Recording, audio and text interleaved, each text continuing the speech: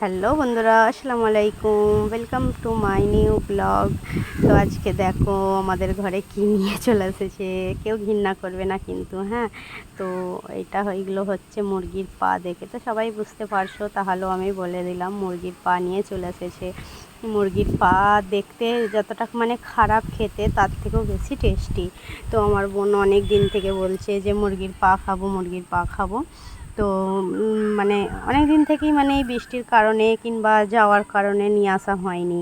তো আজকে আমার বোন নিয়ে এসছে, আজকে নয় কালকে নিয়ে এসেছিলো, ফ্রিজে রাখা ছিল।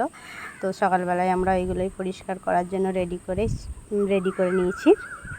তো এইগুলো খেতে মানে যত তাড়াতাড়ি খেতে লাগে তত মানে দেরি হয় পরিষ্কার করতে। তো অর্ধেক পরিষ্কার করা ছিল আর অর্ধেক পরিষ্কার করা ছিল না।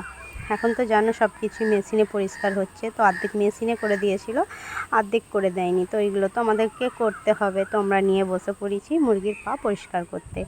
তো দেখো কেরম করে পরিষ্কার করে। তো আমি তো পারি না, আমার বোন করছে।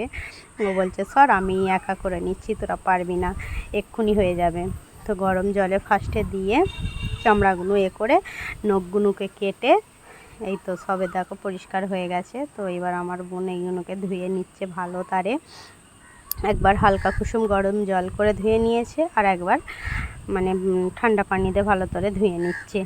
তো আমার বোন বলছে একটা ভিডিও কর তোর জিজুকে পাটা, কারণ আমার জিজুও নাকি খুব এইসব খেতে ভালোবাসে, তাই জন্যে। তো এখানে দেখতেই পাচ্ছ পরিষ্কার করে ধুয়ে তুলে নিচ্ছে। এবার এইটাকে মানে কষা কষা করে রান্না হবে। তো রান্নার পর ফাইনাল লুক কেমন এসেছে ওটাও তোমাদের সঙ্গে শেয়ার করব। তো আপাতত মুরগির সব কিছু কাজ কমপ্লিট।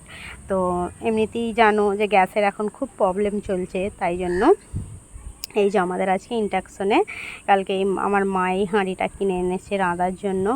তো এই সিলিভারের এই হাঁড়িটা আর একটা কড়া সব কিনে এনেছে ইন্ডাকশনে রাঁধার জন্য।